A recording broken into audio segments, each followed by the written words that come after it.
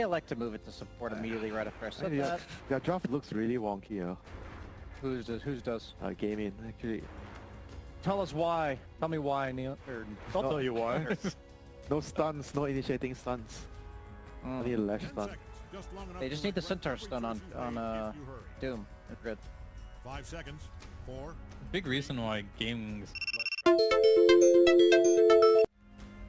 they're really good at making sure Lesh doesn't die.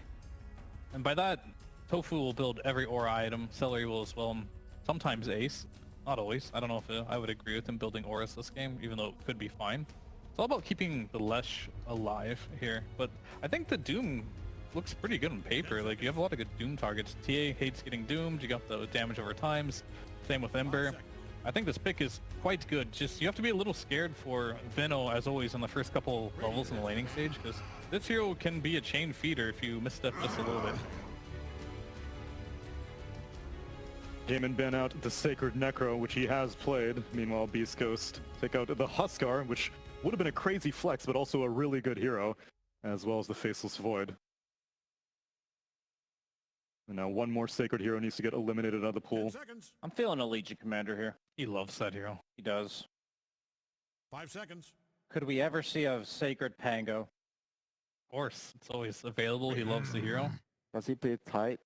He does play Tide. Tight So now everything. they banned Pango. Now they're gonna pick Legion. Weaver.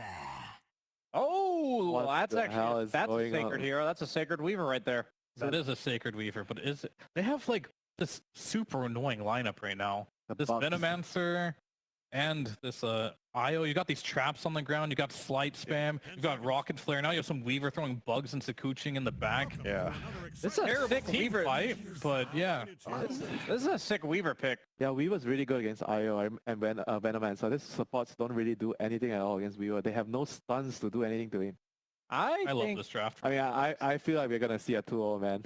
I don't know. I think Wow. so. Basically, Gaimin has the most Gaimin draft ever. Just ball up, be 5, have a bunch of team fight by auras. And Beastcoast has the most Beastcoast lineup ever. Just don't ball up, skirmish across the map, get the pickoffs. It's like a clash of two polar opposites here. Yeah, the Beast Coast draft, each core functions way better independently. Like, it doesn't need supports with them unless they're looking for plays. Like, I don't see how Gaimin actually kills anybody unless they're just walking down a lane and Beast Coast is forced to stop them from taking objectives, which I just, based on first game, like, I actually think Beast Coast draft is really cool here.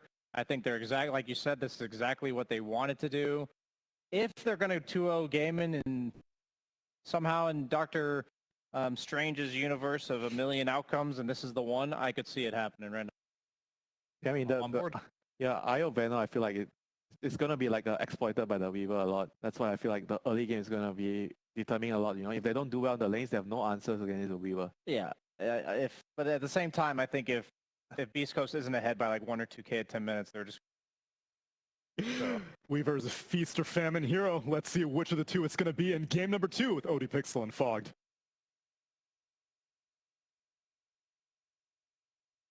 Welcome back, ladies and gentlemen. Game 2 time here for Beastcoast versus Gaimin Gladiators. I'm here with Fogged. And once again, we're getting an exciting close to Beastcoast draft. This time it's going to be a hero for Sacred. It is the Weaver. What do you make of this, Fogged? Do you sort of agree with the sentiment of some of the panelists there that this is a good Weaver game?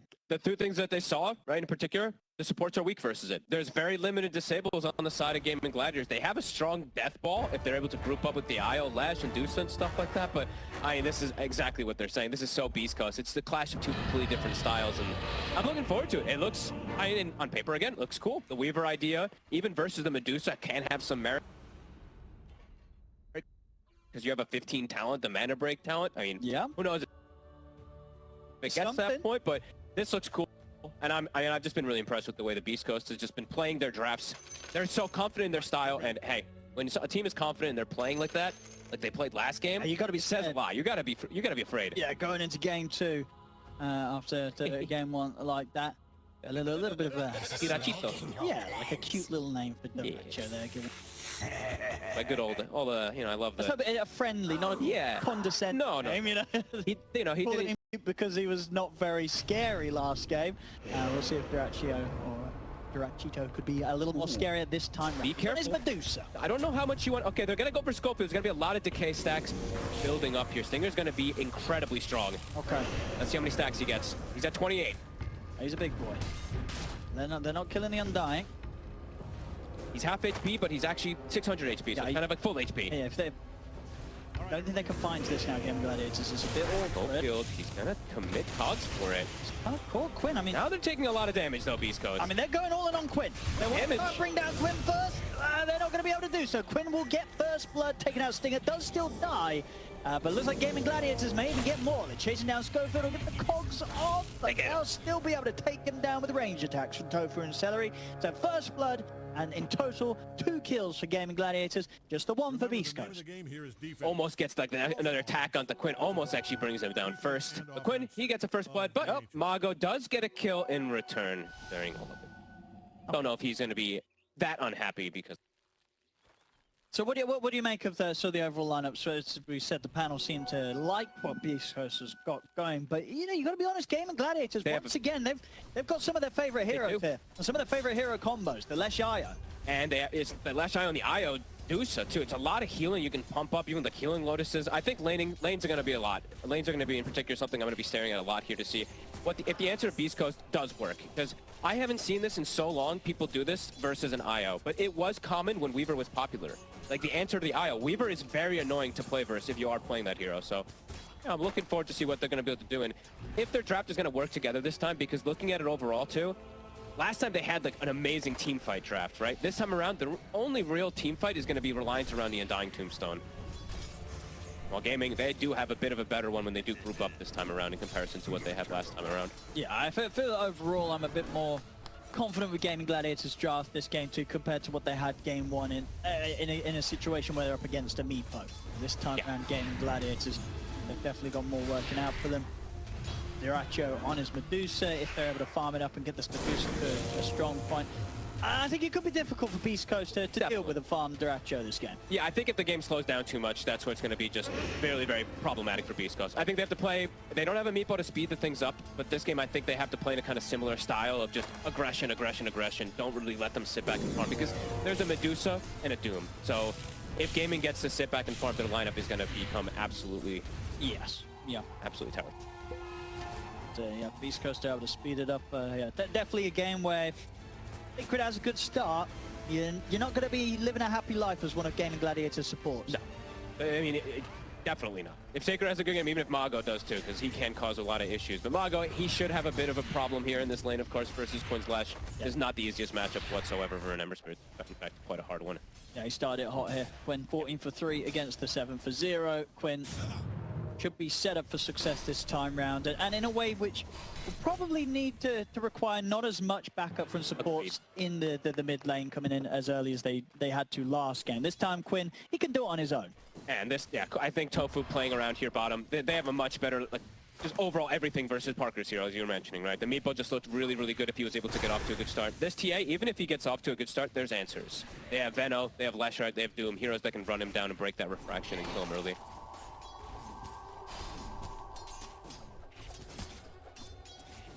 CS on the side lanes. Nothing too crazy.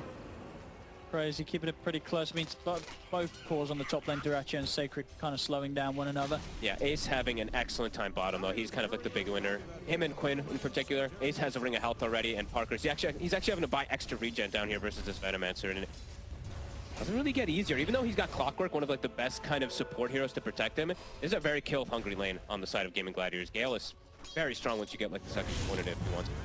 Yeah, and Schofield, he should be able to do his best at kind of holding them back at diving the tower, at least at this point. But we'll definitely not be able to set up anything for Parker aggressive in this lane. Like Tofu and Ace, they're never going to be threatened. They're never going to be pressured by these two heroes alone. Not by the two heroes. Exactly what I was going to say. There's definitely chances for like the Undying Stinger. I could see opportunity for him to rotate and stuff if he goes for a Tombstone, but he actually goes Soul Rip. I think I've never seen someone take Soul Rip anymore at level 2. This ability costs way too much mana. Okay, interesting. Well, so the idea behind this just wants to be able to keep Sacred topped up in the lane, and I guess so, yeah. I mean, he's also playing versus, like, they're going to be able to kill a Tombstone really easy early on, but I swear I almost never see anyone take Soul Rip at level 2 anymore. I guess it's also just to get the burst catch potential onto Celery to pop him, but just sort of throwing out the harassment the way of Celery, but as you said, was pretty costly. It's way too much. It's not worth casting almost ever in comparison to Decay anymore. Yeah, we'll see if that ends up hurting them quite a bit there in that top lane. Right now they are slowing down Duracho a little bit, but so far not able to really get a kill onto the Ion. This is a lane that I think they want to, like we said, it's an aggressive lineup. Beastcoast wants to be getting kill after kill after kill, especially in the early game in that laning phase. And right now, okay, lead, first 5 minutes. Duracho super safe up here. Yep. I mean, his mana might look like it's getting low, but he's got pretty much a full wand, and time that Celery's able to tether across, also with his own wand with a few charges. This Medusa's just not going to die. No. He definitely shouldn't. Parker might just die himself down bottom. The walk down. He's going to tick super low. This is such a strong lane. Does he just go for the deny? It would kind of It's nice, not. He's actually okay. But look at how low they are. I mean, yeah, it's a relative term, right? They are both. What do you do? Living on death's door here, really. He's pinging. He's like, I think Parker doesn't know what to do either. He has to just meld under the tower. These here, meld until the salve arrives, which is going to take quite some time. The courier at the moment only making his way back. Mid lane. Looks like they're trying to put some attention on the Quinn. Actually gets the deny between both of them hitting it. Okay, all right. Schofield. Very well, my friend. I mean, it's Parker sort also of in inevitable trouble. with how low they were sitting at down here. Quinn. Looks like they're trying to put attention onto him, but Celery's here. He's got wand charges. Mago. Ooh, He could be in trouble. He's going to be able to get his remnant off. Okay. And actually in a good angle there. Gets away from Tofu, so we'll still manage to TP out of that safely. Not bad in that situation, being able to survive when you got the two supports coming in to help Quinn out. Wasn't enough to set up onto Dark Margo. He lives. I'm watching Parker struggle. He is really, really starting to fall so far behind. Salve does get delivered, all right, but it feels like they might have to start doing like tri-lane stinger. Tries to go for these plays around Quinn in the mid lane, but I feel like they have problems in the bottom lane that they need to start fixing ASAP. Otherwise, Parker, I feel like he's just going to lose his tower super early to Ace and Tofu. They're going for him again. Is anybody going to be able to help Parker? He's got refraction. They've got TPs coming. They're bringing the Weaver. Okay, Sacred. Able to line up the bugs on towards Ace. They might actually be able to turn and get these 2 kills here. Deep with the battery assault, Schofield runs down Ace. Sacred, he'll finish off the 2 of them. Okay. A very impactful rotation there from the offlane Weaver. Gets the double kill. Cool. And pretty much, is that the money for the full Spirit Vessel? No, he has the Vitality booster, but not the recipe. Okay. But it's going to be early. It's going to be a quick one. Versus that IO Lash, yeah. Very nice TP from Sacred. A needed TP, it does feel like, because lanes are a problem. And Pano was talking about how Beastcoast's draft kind of does need to get off to a good start versus this really farm-heavy draft. And Gaming, they're in a very, very comfortable, happy position. Yeah, looks like a lot of this early game from... Nice steal. Schofield's able to actually take the Wisdom Rune away. Right, is he going to die for this? Got a TP up now. Ace has got him. That was close. More TP for you. But yeah, Wisdom Rune's claim. They'll take it. Yeah, at the least they got that.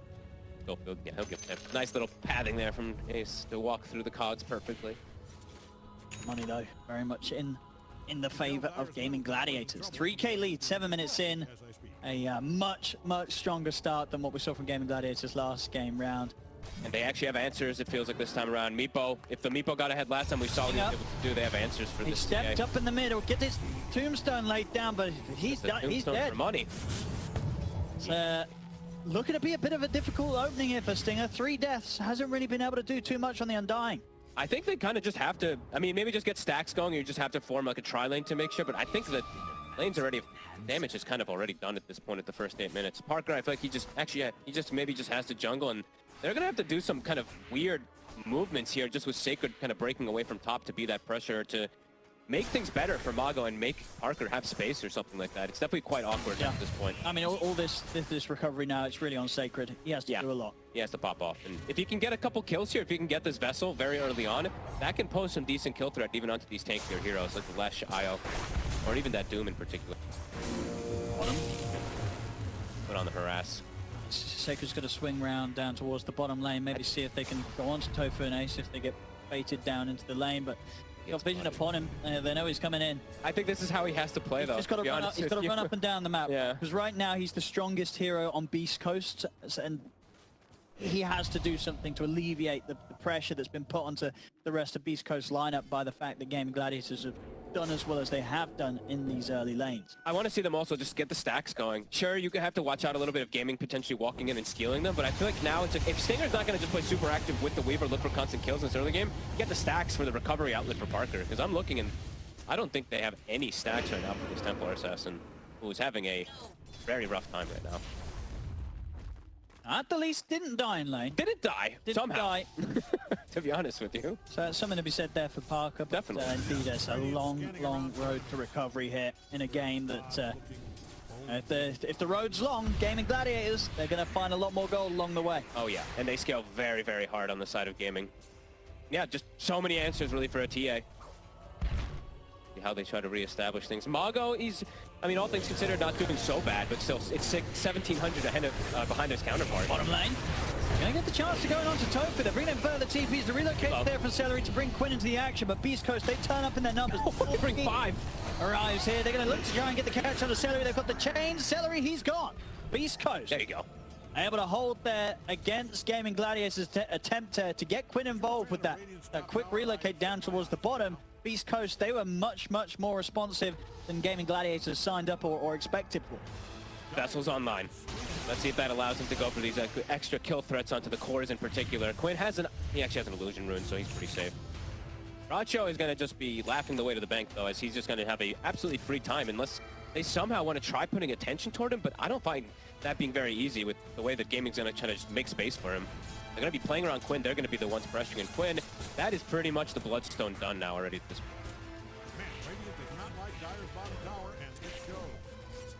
Ace also with his Midas, so that farm is going to accelerate. Chaos has to be the name of the game for Beastcoast here.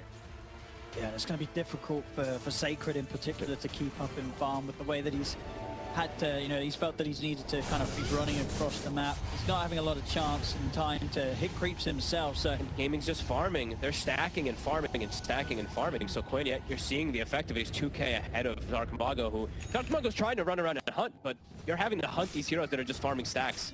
So it just feels difficult for Beastcoast to try to get much of anything on the map here. Beastcoast, they're going to find themselves at a kind of a hefty gold deficit. If it continues as is. Get the stacks going, though. I think that's still... I still just want to see like a triple stack Ancient on both of them, just so this TA can try to get enabled and catch back up here. Doom, kind of coming out. It's on a clockwork, and they actually have traps set up. I don't think Ace is getting away with this one, at least he's not getting a kill. Nope, Sacred's come now too. The Vessel is here. Bit of an awkward go there for Gaimin Gladiators. It gets a response out of Beastcoast, but they won't kill anyone, and now Ace... He's in trouble. He's been left on his own. Tombstone's going to get laid down. Ace, he's gone. A bit of a... I mean, what do you think the plan was there with the Doom? They felt that they could kind of get the follow-up relocate in a bit quicker, get some further lockdown? I guess they didn't see the traps slow. The traps, like how many of them there actually were. There was like 3 traps under the tower that did just get some continuous slow onto them. But that's a Doom wasted. Beastcoast, there's an opportunity to take here. Yeah. It does have a shield rune, and he does have Bloodstone, so Gaming is kind of gathered around him, but that's a good hit. As Parker gets space to farm some stacks. Bit of a slip up there from the team that's ahead. They have a trap. They get a hookshot connection. They have some damage. See if they can. They've got him trapped in the cogs. Quinn with the Bloodstone. Dark Mago holds him back with the chain. Parker steps up the meld hit. Sacred throws down the Vessel. The bugs are out as well. They can look to go straight towards Quinn, but the Vessel is on him. No healing and there's no saving him. Quinn's gone. Celery also to get taken out. Beastcoast. They're making the moves. Striking back. The meld hits. Did he get 2 stacks on him? I mean, the physical damage was absurd. The one. Is it just the one? Wow. I guess he just doesn't have a lot of armor. I guess not. Does not have a lot of armor. And then the bugs connect too. The Vessel and Sacred, he's going for the build. Yep, solo crest third Vessel. Buff up your TA. Since he's playing that offlaner, you might as well go down this route. These are huge moves to find, considering the fact that Beastcoast were behind us. They were with the gold. You see again. But had a shield rune. That's the other thing too. Yeah, I mean, a few hits from the TA. The Vessel upon him, you can't save this man. He did have dead. He did have the 2 meld stacks. Oh, he did get a second. Yeah, so it's he was negative armor really early on there as Gaming. I mean, a mistake bottom from Ace, now causing some repercussion into these next 2 things. Parker, he's reestablished himself at that top network. Yeah, I think Duracha is going to be looking at his team and be like, guys, can we calm down? Relax. You know, he's having a great time up here. And they were having a great time everywhere else, but a few kind of blunders here with the moves from Gaimin Gladiators allowing Beastcoast to climb back in after a tough early game. Yeah, and watch walking up those high grounds versus a TA. Now Desto's going to be online. Massive damage here. See if Quinn builds any defensive item for himself, if he's just going to look at the supports to do it for him, because it does feel like that armor could be really beneficial if he does want to go down that early route. He'll probably tell his supports, get me a medallion. Yeah, he's still going to want to get the standard, get the Kyra, Bloodstone. I don't think he'll want to stray for that, but yeah, maybe an earlier than usual plate mail. It could definitely cause some bit of issues here. They're able to get on top of him like that. Celery does have mech, but no real sticking around. Yeah, no one building a medallion just yet. They're building 4 staffs to have to deal with Clockwork. Wisdom Rune. I believe that's 2 again for Beastcoast. All right. And they're behind on the goal, but they're probably doing all right on the XP. They are ahead on the XP. They are. After those last 2 moves and getting the stacks for Parker. Setting a trap down here for Ace, potentially. Sacred's here with the Vessel to Bugs. Don't quite connect. Can they do it without... Oh, well, with the TPs in, they certainly can. Ace. There's not really much to be done in it. Bringing in the relocate. Maybe they can turn this Ace. They get the tether across. They're keeping Ace alive. Celery able to heal Ace up a little bit. Still, the Vessel will get thrown down upon him. Duracho returns over the Stone Gaze. They'll get the Stone connection onto Stinger. Stinger puts the ult, turn with the decay, but he will die. Stinger's gone. They'll drop it onto Sacred. As now they look to step over towards him, but Schofield holds back Quinn with the cogs. Sacred's going to be able to back out and hide in the trees for now. Dark Margot is out of mana. He's going to get one more slight off, but that's all he has left off in the fight. He's gone, and Parker also turns up to die to the damage of Quinn. Triple for the Leshrac.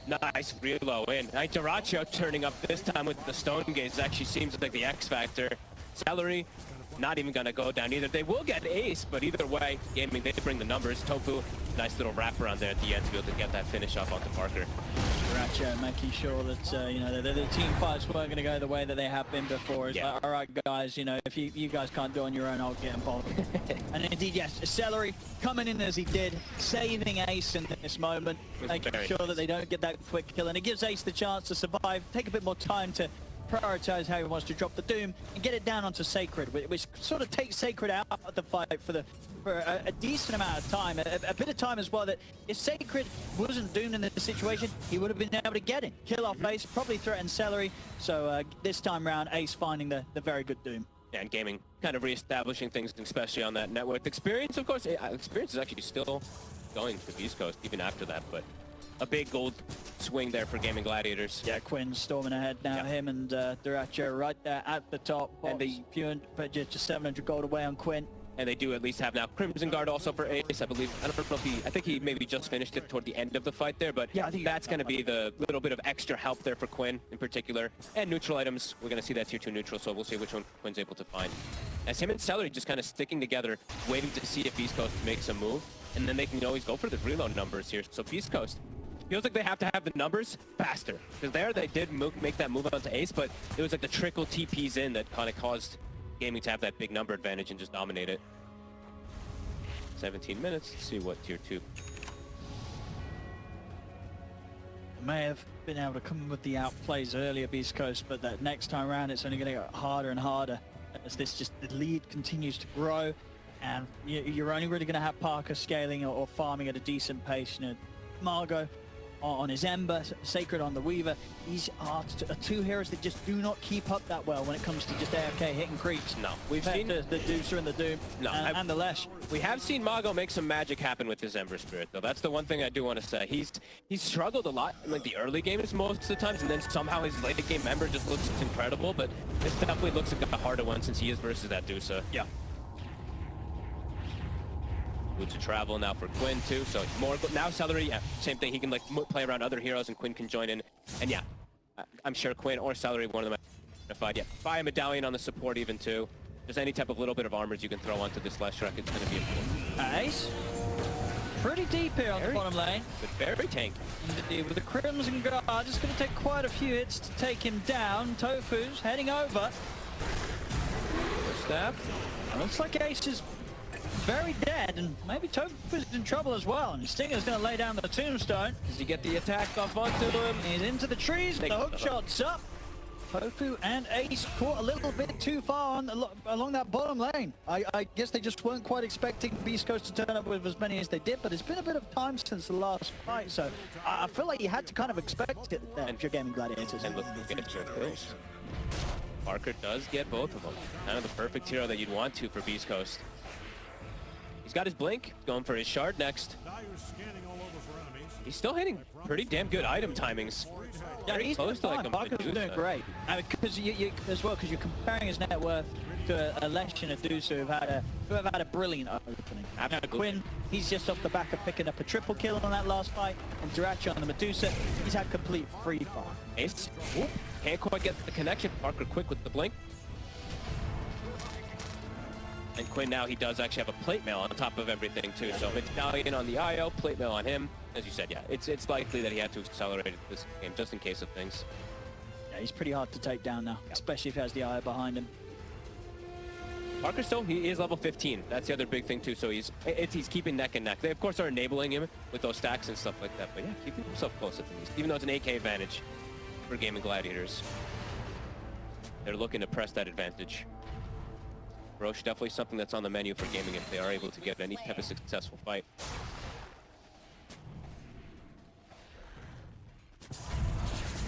Parker does commit for the shard. Okay, cool. Duracho, big item timing him for him here. Manta and Scotty now versus this range core. He's just walking in. I mean, they're all up. They're going to be able to get the jump. Parker's able to put the mound. Two wants to get laid down to him, but he gets forced up the high ground. He's still in trouble. They're going to dive in for him.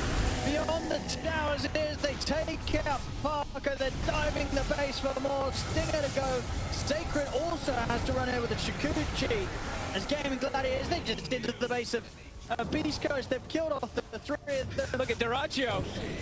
He's in the base. He's right in there. I mean, there's just nothing that's going to threaten him. Sacred's caught out by the stun. He's going to be going down as well. They just walk in, kill off the four of them, and walk out with no damage done to Gaimin Gladiators themselves.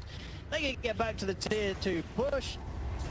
I mean, that move there, that sends quite a message. Oh yeah, sheer aggression there from Duracho and the crew. As soon as they get on Parker, you see the fight's like, oh my god, it's a disaster as he needs to try to disengage. I mean, they're just completely flexing how far ahead they are in farm to be at this sort of stage of the game. Yeah, they know how strong they are. They know the Beastcoast cannot deal with them if they just go in like this. And again, yeah, Ace, once again, finding that fantastic goon down onto Parker. Rendering the TA completely useless. Yeah, this time around the group up, you can see how strong it really is around this IO. Very comfortable draft here from Gaming as they have their, I mean, the ball has been rolling now for some time. As Scopefield perhaps getting caught out again here, Quinn. Oh, they're not stoned. They're Gaimin Gladiators. They're going to keep this one going. Scopefield, though, will be able to hook shot over towards Celery. Celery's out. Quinn's going to run. He's got a haste rune. They catch him. Dark Mago's trying to. Haste is ending soon. Still has some remnants to go with. That was the last one. Rocket. They get him. They see him. That's a big kill. Oh, that is indeed. Who's going to be able to get the money out of this one? They probably want to try and give it to Parker. Parker, they're force him in. Parker, he's not going to get it though. Dark Mago will. He's not going to be fussed about that. Dark Mago's going to be happy that pretty much given the full Stanchion Kaya. Oh, and that's on Roche. They actually are, they're going to kill it very quick too. There's no way that Gaming gets over here. So. All right, so yeah, Beastcoast back. Yeah, I mean, I guess Gaimin Gladiators actually got a little too carried away with the way they stuck around with Celery and Quinn. They weren't prepared for Beastcoast to come back at them with those respawns as quickly as they did. And off the back of that decision, they've lost Roche to them. I don't think they expected all 5 heroes to just immediately appear right on top of them there. They're trying to push it. I feel like you have to expect that though with Beastcoast, right? With the way that Beastcoast is playing. We'll see it again here. Scouted out in the trees. Quinn's TP put to an end. How many Deso stacks was that? I think he got at least a couple. What's he up to the 6? Nice is actually going to look towards the Silver Edge next this game. Okay. Why the Silver Edge? What's he looking to do with this? He's looking to break. Just be sneaky. I guess, yeah, just to move around with the Invis. Yeah, I mean, he is playing versus a pretty annoying draft. The refraction is never a thing in this draft, so he's just trying to find the angles, I guess. All right. Well, we'll see if he commits him for it. Yeah, he'll be considering other things, Parker. I think it's very likely he switches to like an MKB very early because he's probably going to see Duracio's itemization, he's going to see the Eagle Song, and he's going to actually have to have an extra answer to it. Yeah, he's got to get an MKB. Yeah. It might be tough for Parker otherwise, as we'll manage to take out the Tormentor. Who's going to get the shard? It is going to be Schofield. Okay. They already have the Undying one. He actually almost got the grab ally onto Parker when they were diving the base before. Move against some of these spells such as the Doom and being focused, it can absolutely turn a fight, as we've seen it do so many times. Halberds are coming out. Gaimin's still in an incredibly comfortable position, but do have to give the respect if they overcommit onto these high grounds, as Parker still does quite a bit of damage, and they're playing into this Aegis. Only a bit of respect, because they are unbelievably strong when they're grouped up, as we've seen. Even if there is an Aegis, they have the clear advantage in this fight still right now.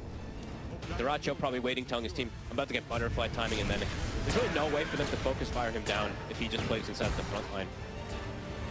Schofield messing around with them, making some space. Off he goes with the TP. Sliding. Parker will take the space though, and yeah, immediately we see what he queues up, as expected, since he's Dusa. Yeah, Right, yeah. has to.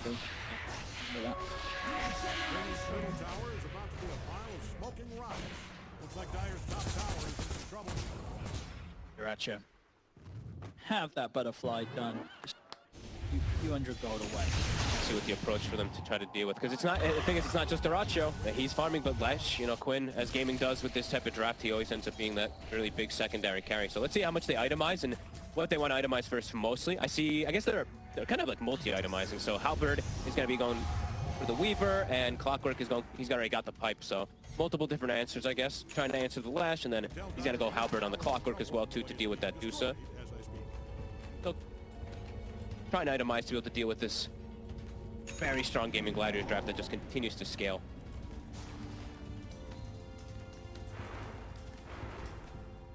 Map, it is tough for Beastcoast to come out. Anyone who shows is under kill threat and just charging at Schofield. Schofield feels slippery enough at least with the shard. I love this shard. I remember when it first got added, everyone was like, this is so bad. But it's actually pretty cool.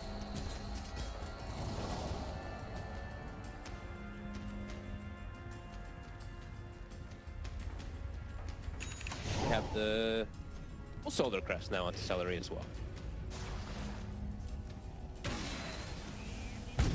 Gladiators looking for a move, but definitely Beastcoast getting that opportunity to take Roshan. It's certainly taken away an objective that Gladiators would have wanted to play for at this point, so And Beastcoast, things a bit more complicated for Gladiators despite them having the lead.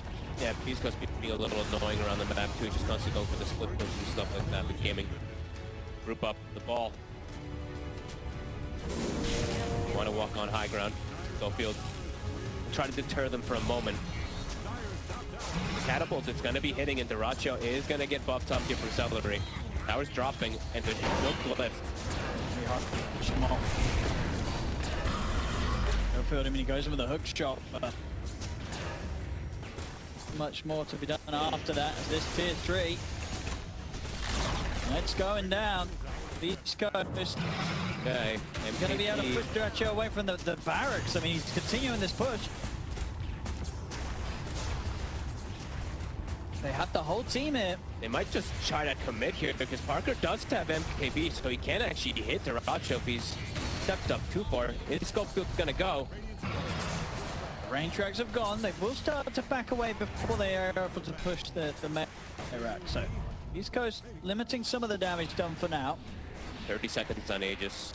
Gaming being patient. Big heal up onto Duracio there. Did you see that? Drops his, I think he dropped his Eye of Scotty and stuff, and then just got like mangoed and arcane booted and stuff, so back up to full health, full mana. I think maybe even a Healing Lotus was passed over to him, I didn't actually see. Sacred stepping outside of the base, but likely that the rest of Beastcoast will want to follow. They need to play in the start base. a fight out here. No, they need to wait till they go up here. And yeah, that is going to be the Aegis reclaimed. Radiant's top tower Just got stomped to pieces. Patiently pushing around Dyrachyo.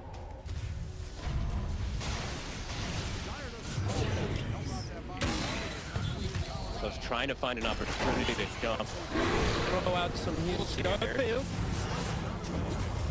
No, him with a hook shot. Bit upward. Get back out with the jetpack.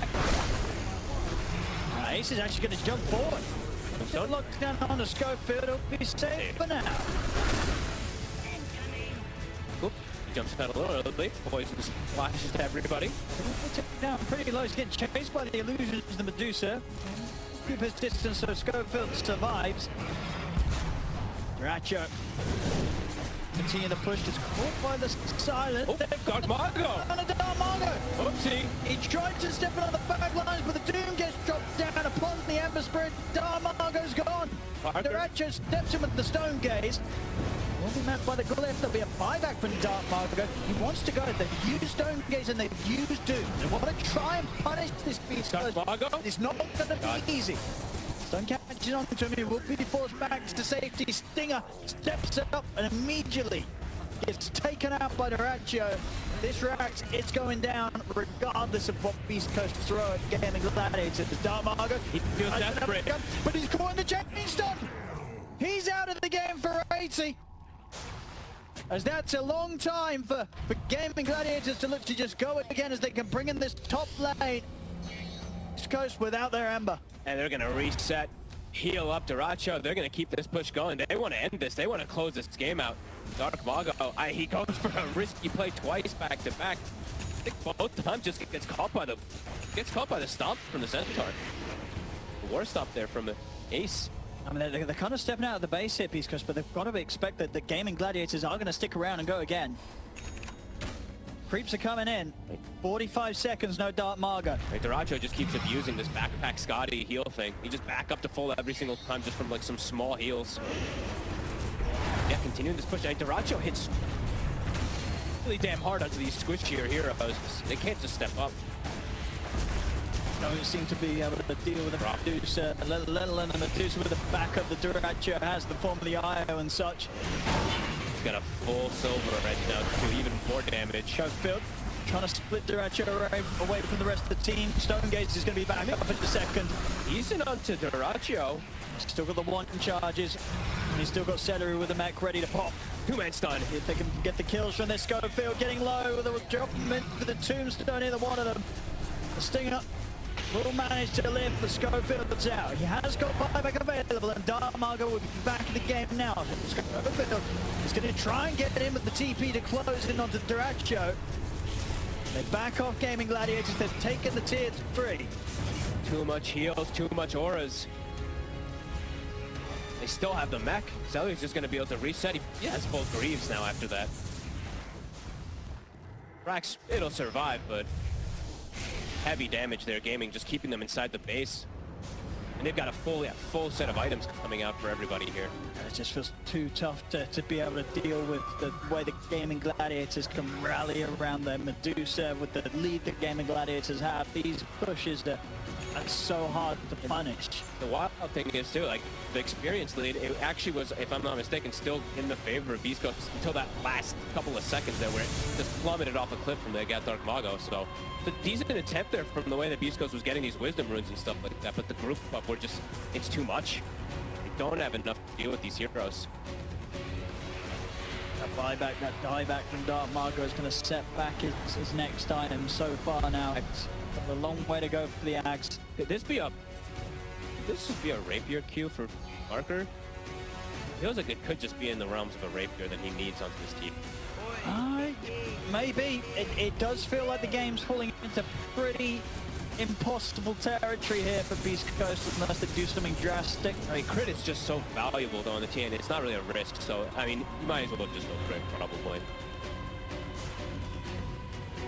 Gaming, they're just not giving them opportunity to even get pickoffs. Look, they're just all together.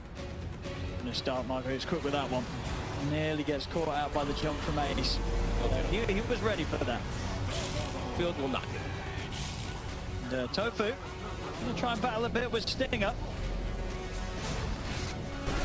As Stinger, he's going to hide in the tombstone. With a relocated Only temporary.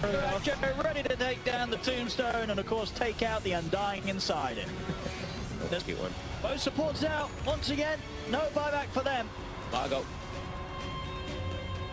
Trying to cut some type of waves, it looks like here, maybe setting up his remnant. I think he's going to at least try to cut the wave for a second, but mid wave's coming in anyway. The Ratio doesn't care. He's up on the high ground. Halberd. What?